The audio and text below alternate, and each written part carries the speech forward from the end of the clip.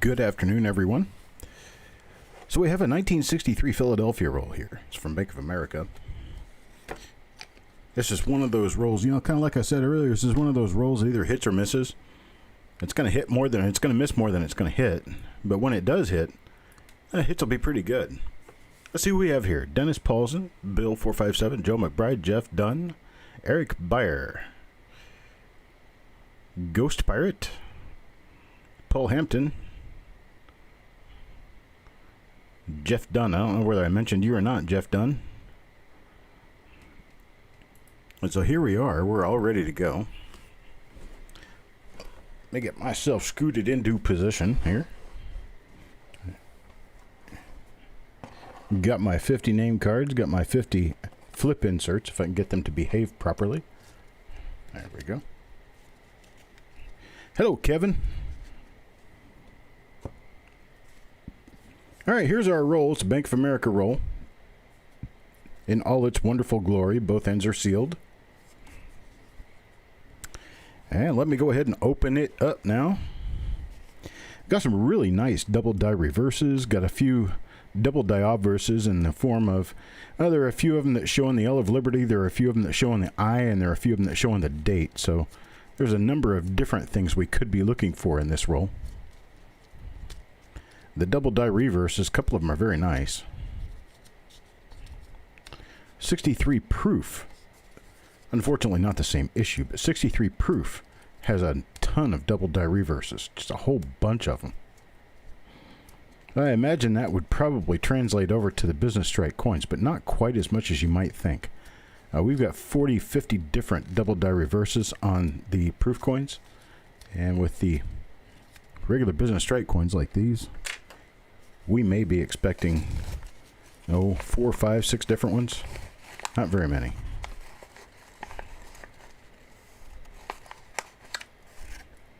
Oh, Mr. Harmon and Hawkeye.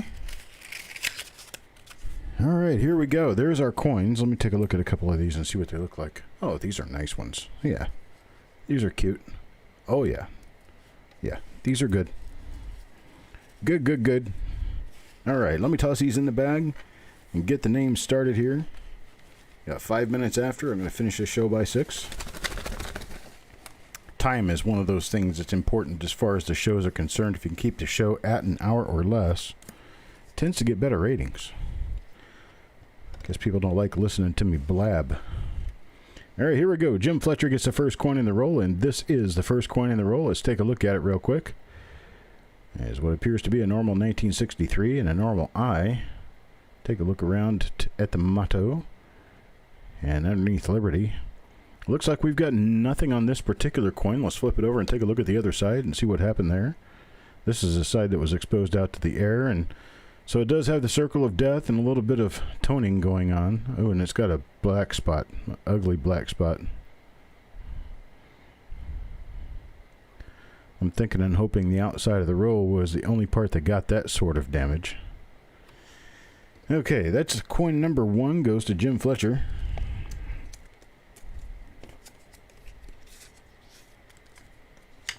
For coin number 2. Coin number 2 is Javier Rojas. Let's see what he ends up getting out of this.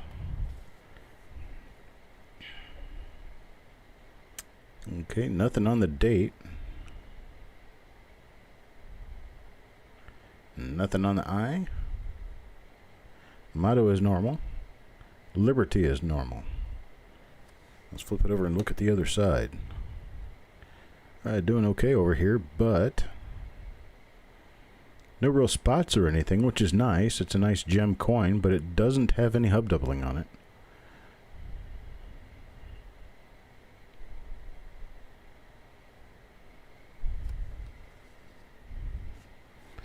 And that's coin number 2. Now coin number 3. Son of a silver stacker. Son of a silver stacker. We'll get this very coin right here. It's a 1963. It looks like it's normal from the date standpoint.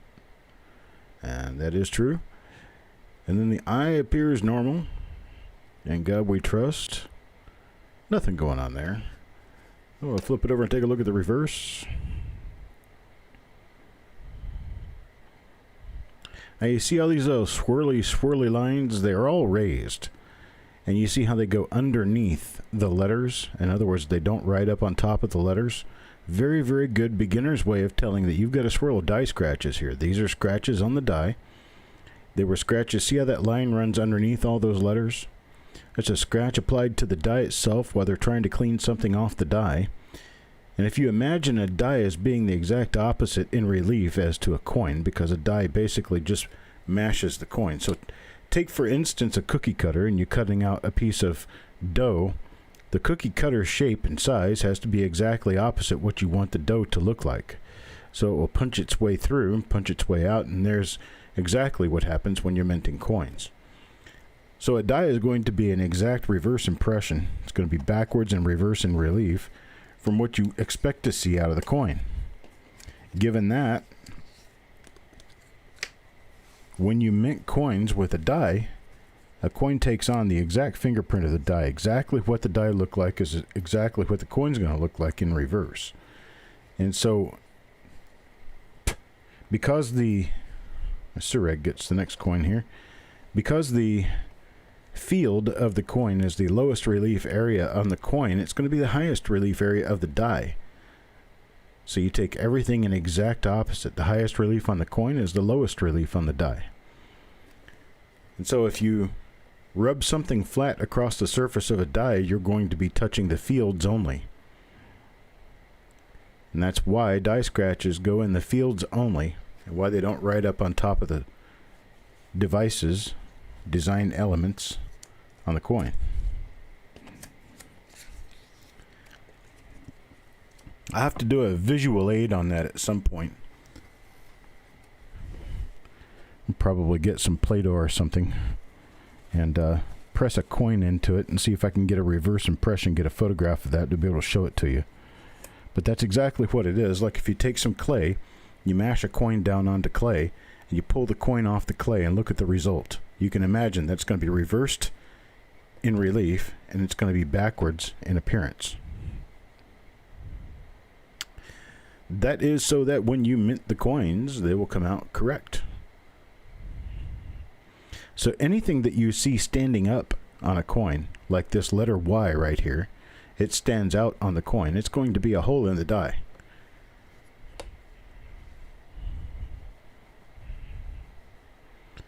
And so all of the little nooks and crannies that are mashed down on the coin, you know, like the inside of this N of United, there's two little points down there. Those can break because they're little points on the die.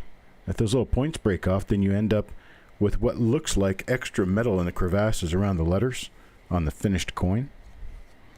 Those are called die chips. Pretty common in Liberty.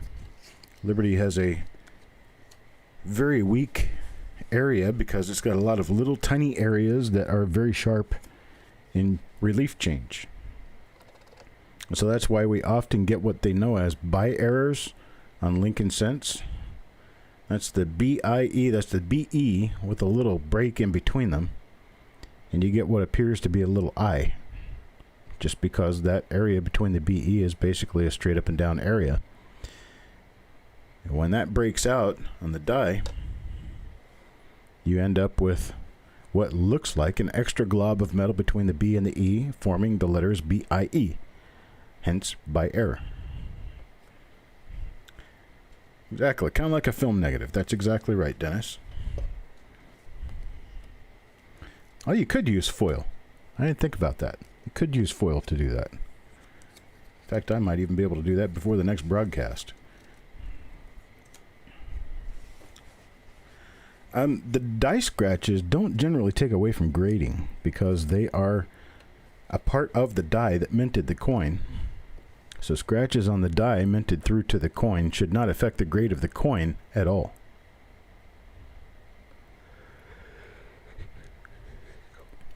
So for instance, all these little guys that run up and down, all these little light colored lines, those should not affect grading. But that dark little line right there in the center, that is a hit on the coin. That will affect grading.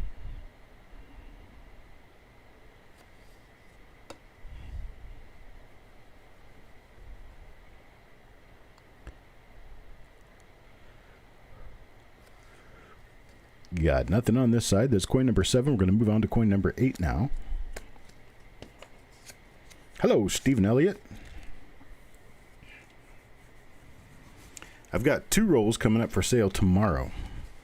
So if you guys watch the show tomorrow, you're going to be able to get in on the other 2 rolls that I have for sale to do on Saturday.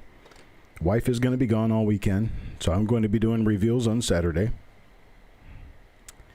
The first roll that I will be selling tomorrow,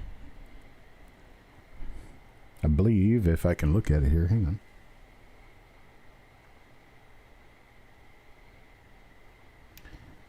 I don't know what I did wrong now. Let's see. It's a 61p, a 54s. I already sold those. Ones I have to sell tomorrow are 1957D and 1955 plain. Going to be doing a 1955 plain original bank wrapped roll. Guarantee Trust Corporation of New York, New York. Wrapped up since 1955, and we're going to open it up and get inside and take a look at the coins and find out what we've got. And we're going to do that. Going to sell them tomorrow. Open them up on Saturday. Hey, Coin Junkie.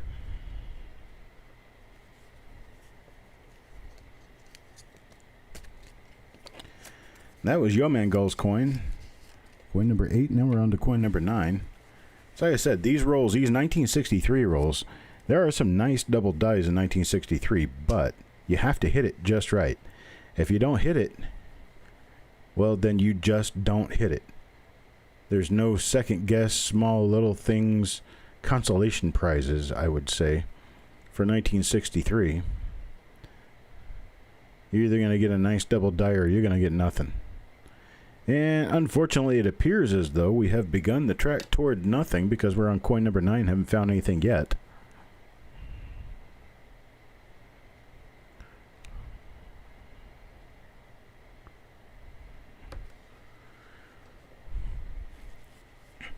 Haven't seen any real pretties yet.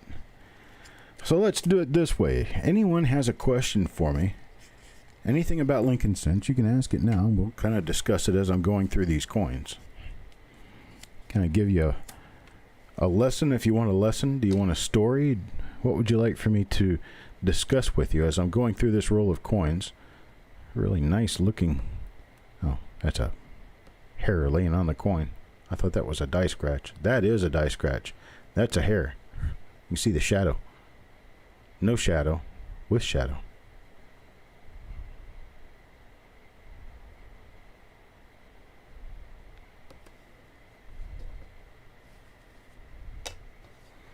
Let's look at the reverse side and see what we can find on the reverse side.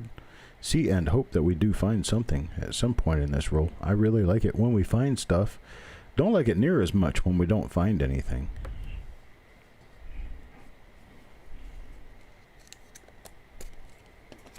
That was Paul Hampton's coin.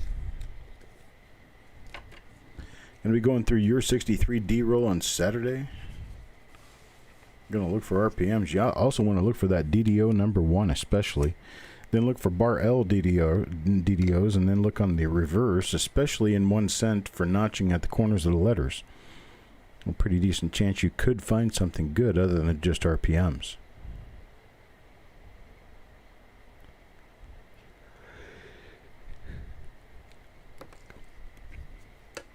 And not only, folks, will I list what you guys find in your rolls, we will get them on Facebook in the Coin Hall of Fame. And also, if it's something I think I can sell, I'll offer to buy them from you. So if you get a roll from me and you find 6 double dies, you want to keep one of them and sell the other 5, I'll probably buy the other 5 from you. Probably much more than pay you back for the roll because the die varieties are generally worth more than the roll is. Tim Morrell. There we go. See, Eric Beyer just found one of the DDR number 1s today. So they are out there, folks. You can find them. Just a matter of getting the rolls, getting the coins, getting into it, getting it done, and finding them. it could take you 100 rolls to find something good. But when you do find something good, usually really pays off. Pays off well.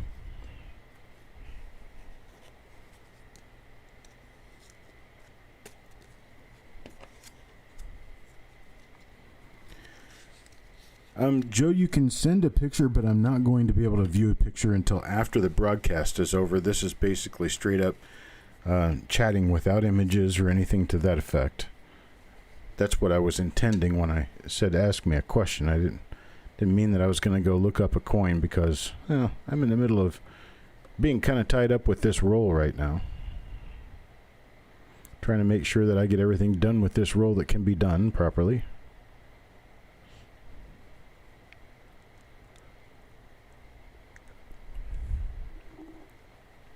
I was mostly thinking about the idea that if you have any questions about coins that you'd like to ask and have answered during the chat, I can actually talk with you about any questions or concerns or thoughts or ideas that you might have.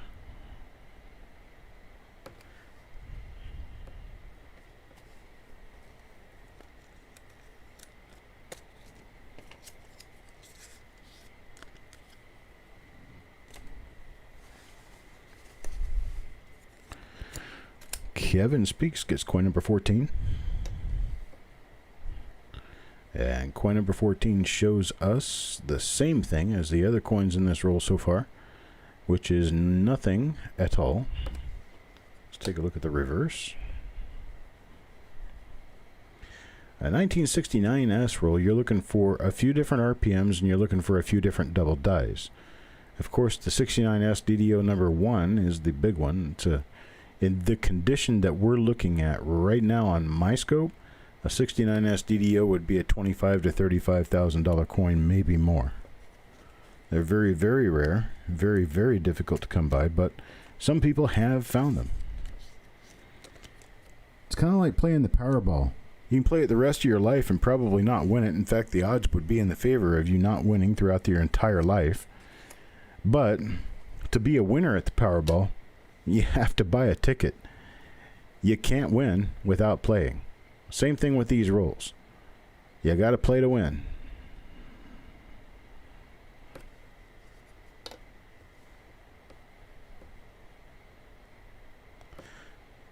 Do a little bit better job of focusing this in. There we go. Get it just a little bit clearer.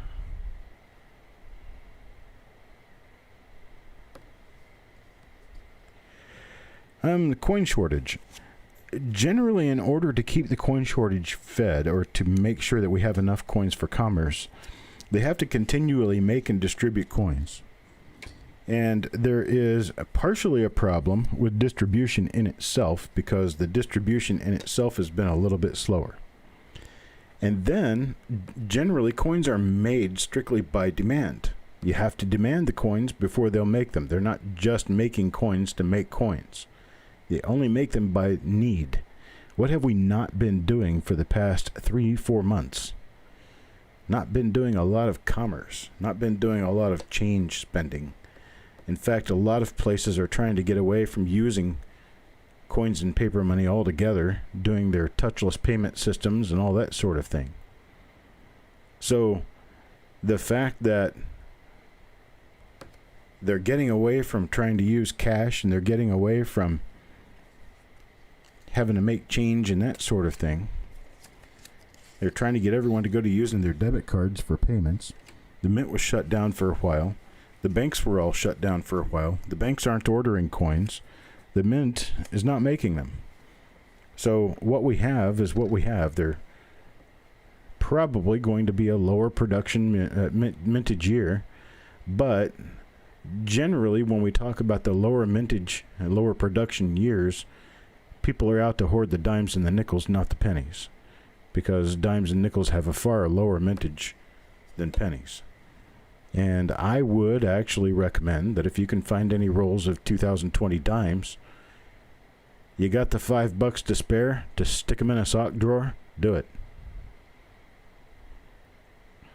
Buy boxes of them if you can find them, because 2020 dimes are going to end up being a premium item.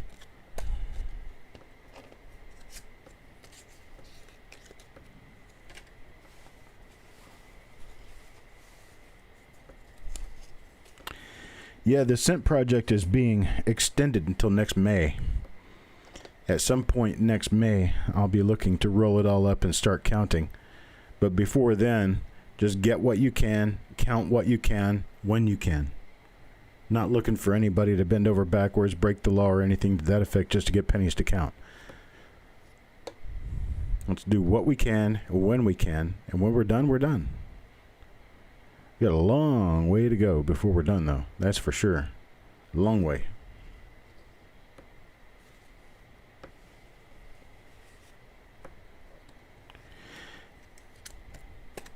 Well, you're not going to get any material directly from the mint in circulated coinage. They don't sell to the public. If you want to get 2020 material, then you are going to have to go to a coin dealer, a bank, or somewhere else and try to find it. Not just going to come to you, and the mint doesn't sell to the public. Not that sort of thing. They'll sell you a mint set, they'll sell you a proof set, but they're not going to sell you a bag of pennies. They're not going to sell you a box of pennies. In fact, the mint doesn't even do the boxes or the bags. They put pennies in a huge bag. I think it holds like 40,000 or 400,000 coins. I can't remember. They send it to places like Loomis and Brinks to have them roll them up.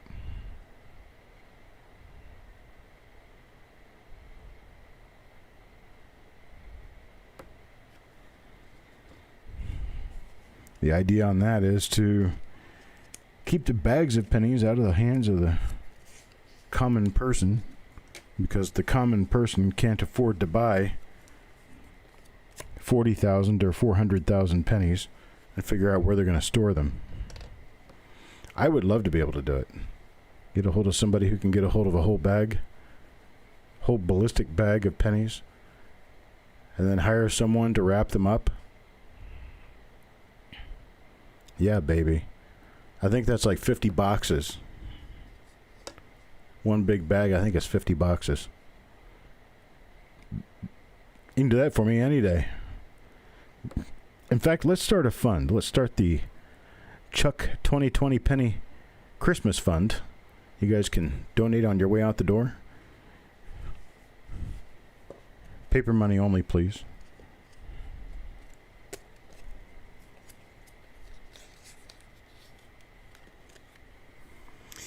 Well, Ghost Pirate, if the bank is giving you 2020 pennies and you don't want to keep them and you don't want to turn them back in, I will buy them from you.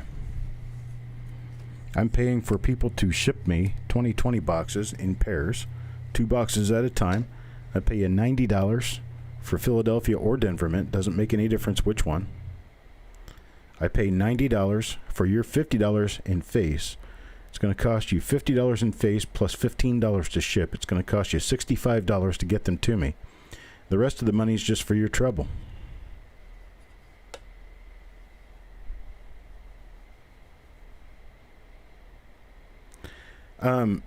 Dennis, I'm not interested in doing coins that have been sitting in a closet for 20 years. I'm actually only looking for coins that came out of circulation. So that's my one stipulation, is that they need to have come from a regular financial institution of some sort or another, directly out of circulation. I don't want things that have been sitting in your closet, and I don't want things that your dealer has to provide to you. Need to be straight out of circulation. That's what we're trying to measure here. We're not just trying to get a count of all pennies. We're trying to get a count of the pennies that are currently in circulation.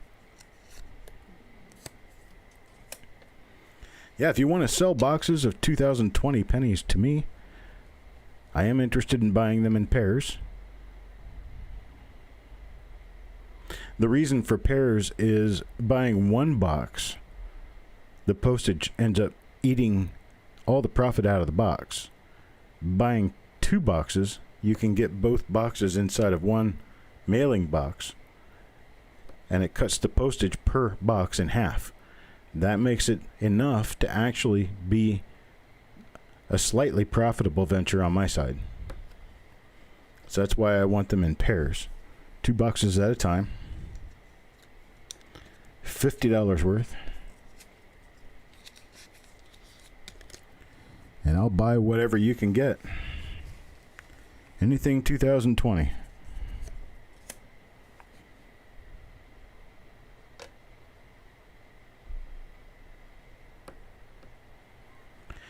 Yeah, as you hunt through the boxes, it would be very interesting to see a full count of all the dates and mint marks. And that's what we're looking for the scent project. I just want to get a good count of all the dates and mint marks, what's in circulation presently.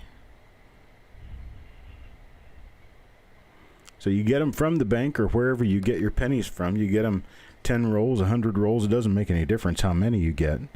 Then when you go through them, I want you to annotate on a sheet that I provide to you all the different dates and mint marks by count. So if you find 412 2012 Ds, then under 2012 Ds, it should say that number, 412.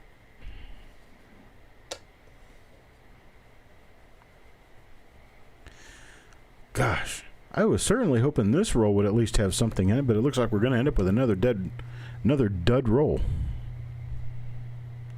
Not found anything in half the roll now.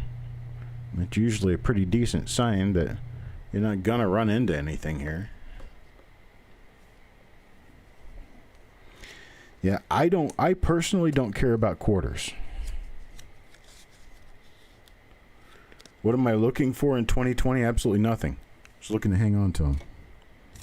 Jim Fletcher, I source rolls to other people. I have a lot of rolls. I sell a lot of rolls. And to have boxes and boxes of 2020 rolls would be a very good thing for me right now. I'm not looking for anything. I'm not opening them. I'm not searching them. I'm just selling them.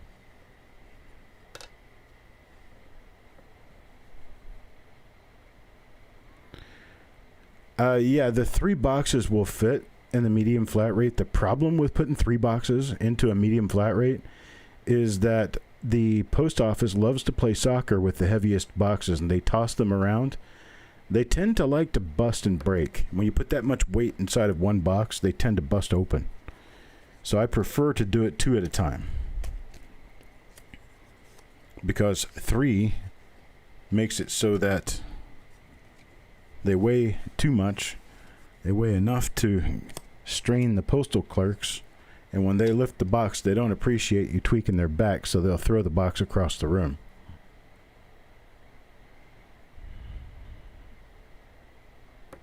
Try to stay away from that.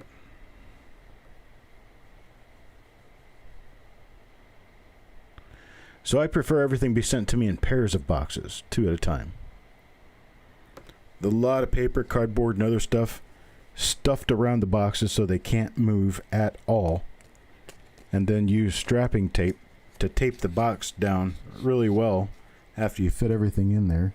Make sure it's nice and snug as a bug in a rug. And stick me a label on there and mail it to me. You'll get $90 for doing that. $25 a box times 2 boxes, $50, plus your shipping's going to be $15, $14 actually. So that'd be roughly $65 is going to cost you to send them to me, and you get $90 for it.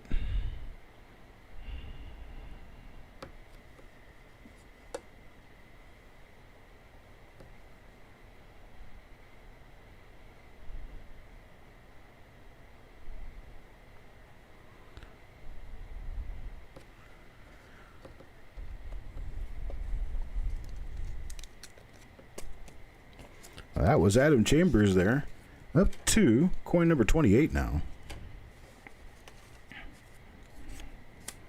And this one's to Deanne. Coin number 28 here for Deanne. And it looks like we're running into a dud box. Or a dud roll, I mean. I'm sorry. Not a dud box.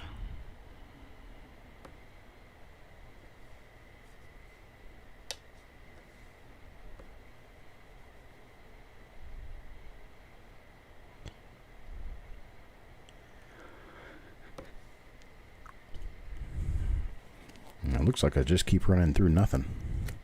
This is unfortunate. I really wish I had found something in this roll.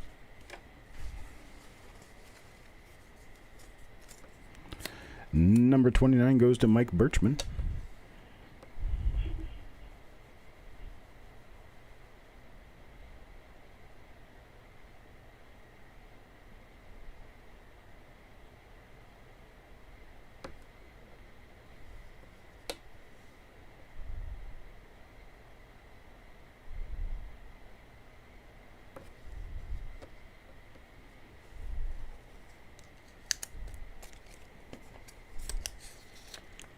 That's Mike Birchman, coin number 29, now coin number 30.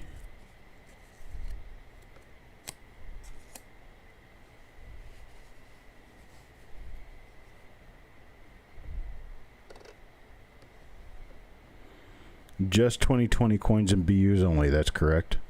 Not really even looking for much of the older stuff right now. I've been through those. It's typically one of those things that once the year passes, everybody's gotten the rolls that they want and they're ready to move on to the next year. So I don't want to really stock more than 1 year would provide. And I'll usually sell somewhere between 1,000 and 1,500 rolls a year of that year's coins.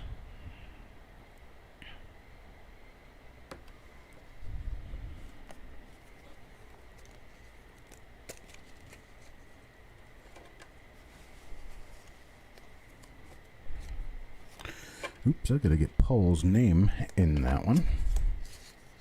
There we go. Now for Eric Beyer. Eric Beyer, coin number 31.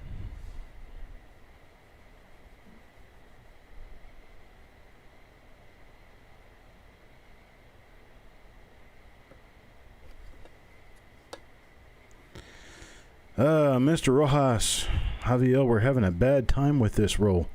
This one's just a normal roll of pennies. It doesn't look like there's any die varieties in here. Not a good thing, especially considering this is our third roll for the day, and 2 of the 3 rolls have produced absolutely nothing. Not a good sign. Maybe our luck will change tomorrow. Jeff Dunn. Jeff Dunn, coin number 32. And coin number 32 is... appears to be normal.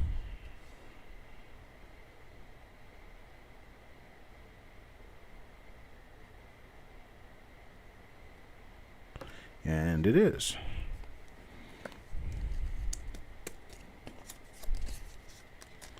That's coin number 32. Now coin number 33. Jeff Dunn.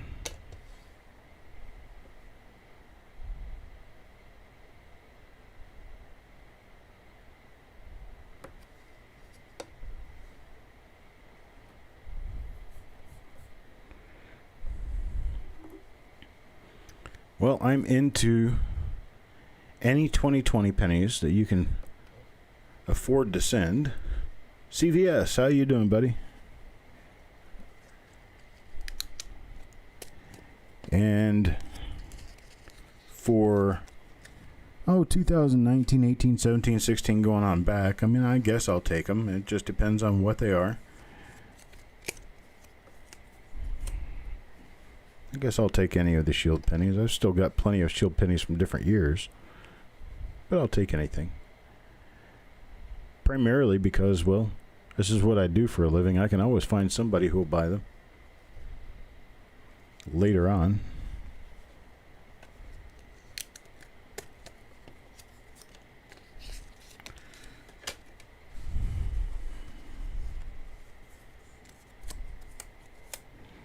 Adam Chambers.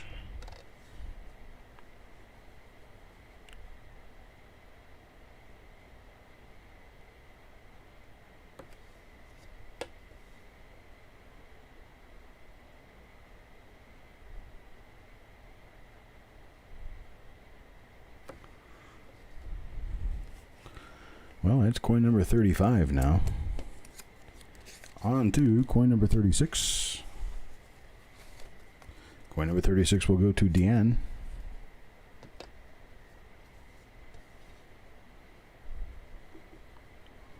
Nothing up my sleeve. Pretty nice looking coin. Just doesn't have anything on it. No die variety. Let's take a look at the reverse.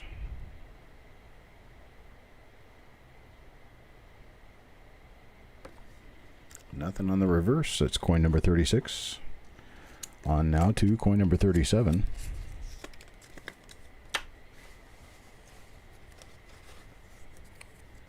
Coin number 37 is John Brandon Bow. John Brandon Bow. We'll get this coin right here.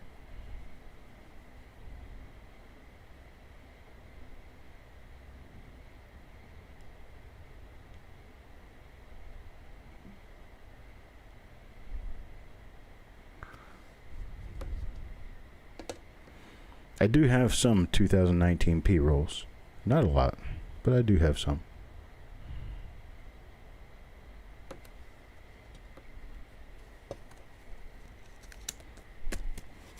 And it's number 37 for Kevin Speaks, now 38.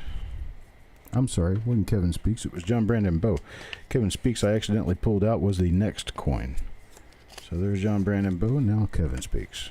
Kevin Speaks gets coin number 38.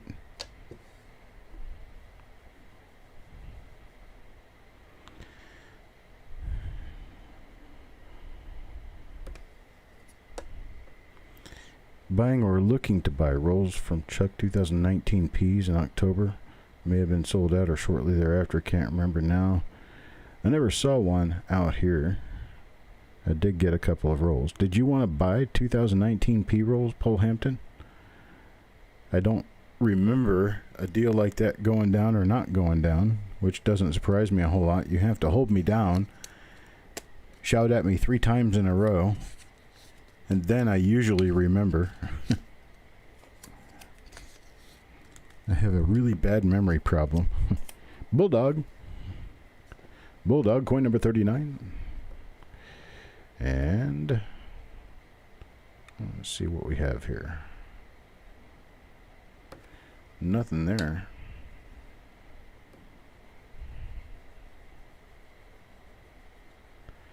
I think I still have about 3 or 4 boxes of 2019.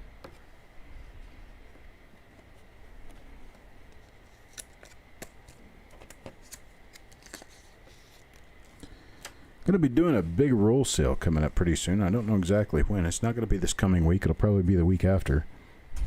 Blue Sandy. Going to be trying to put together probably 100 boxes. So that's going to be over 2,000 rolls. Start putting your monies away now, because a couple of weeks from now, it's going to get big. Going to be a lot of goodies there.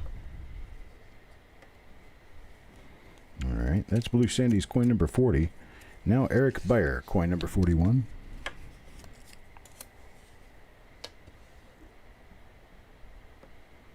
Well, that one looks a little bit fatter than normal.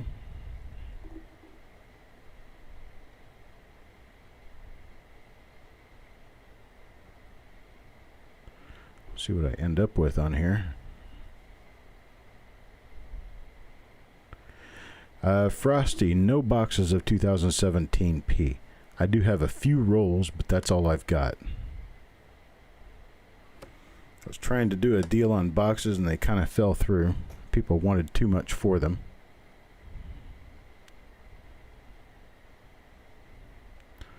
I almost had 40 boxes of 2017 P.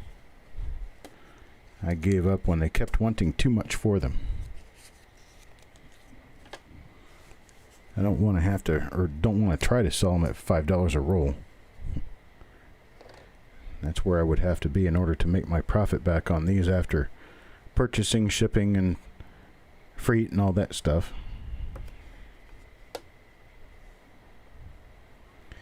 As you can imagine, rolls of pennies are kind of heavy, and they're pretty heavy to get mailed and shipped around and pick them up, and the work that you put into it and everything for a couple of dollars profit's just not really there.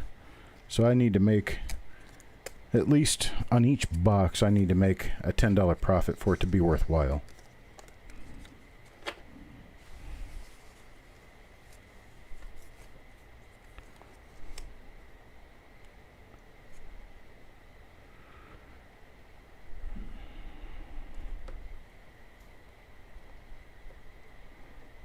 I won't let them cross the Mississippi.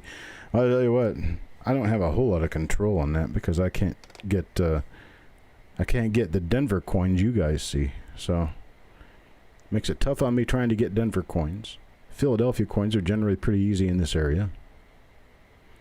Of course, the last time I actually got Philadelphia coins from a financial institution, it was 2019. I didn't get any 18s and didn't get any 17s. Not from financial institutions. I bought those from dealers.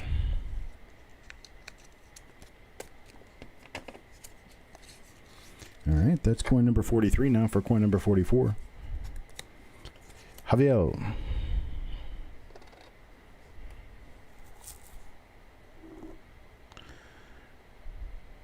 Let's see what we have here. I don't see anything more on this one than I have on a whole bunch of the others. It looks like we're going to turn out to have a completely dud roll. And that does happen. It does indeed happen with 1963 Lincoln Cents. Definitely one of those issues that you don't hit very often, but when you do hit, it's beautiful.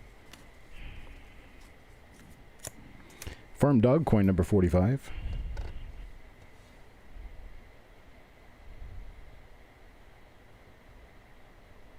A lot of these are mid-die state coins, which is pretty nice. Because at least the details look nice. The luster looks nice. Nice sharp letters and numbers all over the coin. You just don't happen to have die varieties. Of course, that's what we're looking for. Or high-grade coins, either one. There's nothing in here that I've seen so far that I would send in for grading because it takes an MS67 red to really have any money. And these are well below 67 quality. I'd say most of these are 65 maximum. Nice shiny 65, but most of them have a few blemishes here and there.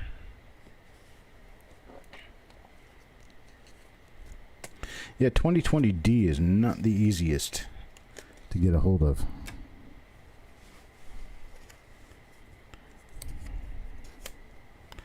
Jeremy Johnson, coin number 47. 4 coins left. This is the first of those 4.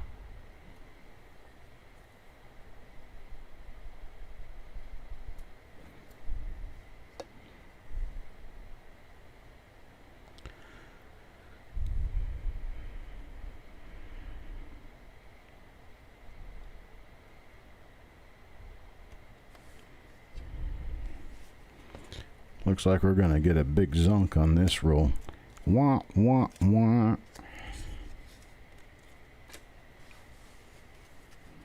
Coin number 48 will go to Bulldog. Bulldog, this is number 2 out of 4, so we only got 2 coins remaining after this one. Nothing there. Of course, this with all other rolls, I will be going through this again to be sure I didn't miss anything before I send these coins out to you. So I'm not going to call this the end of the line and then just send them out. I'll make absolutely certain there's nothing on these coins worth collecting, and then I will send it out. John Brandon Bow. Yeah, for some people, getting bank boxes full of coins is not a very difficult chore. For many other people, it's impossible. Banks just don't have them. Now, because I have a business account at my bank, I could probably go and get boxes if I wanted to, and I'll probably try that at some point.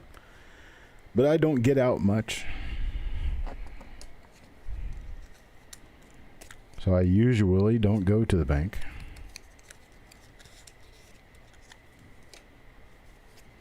And Sureg. Sureg will pick up coin number 50. It's going to be the last coin in the roll. And this is that last coin in the roll.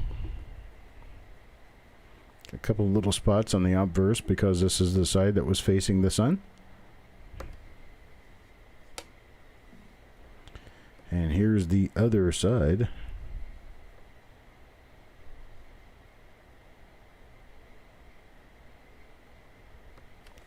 And that's it, folks. That's what we've got. There's a roll of 50. All 50 are normal coins, unfortunately. I will go through the roll again to be sure that that is the case before I send them out, but it appears as though I've got a very easy job with this particular roll. Unfortunate and easy. Come on, roll. Roll of coins are playing hard to get with me. There we go. I got them all stacked up now. It was all 50 of them.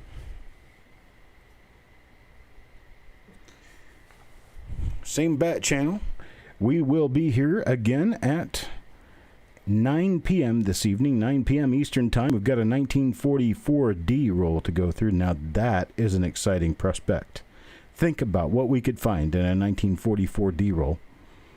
Be here at 9 p.m. Eastern Time, and we'll get into that, and I'll show that one to you, and we'll see if we can kind of get a payback for the rest of the day. The rest of the day has not been the best day with finding goodies in rolls. So we'll see you guys then. I appreciate it. I'm going to go eat dinner, and I'll talk to you this evening.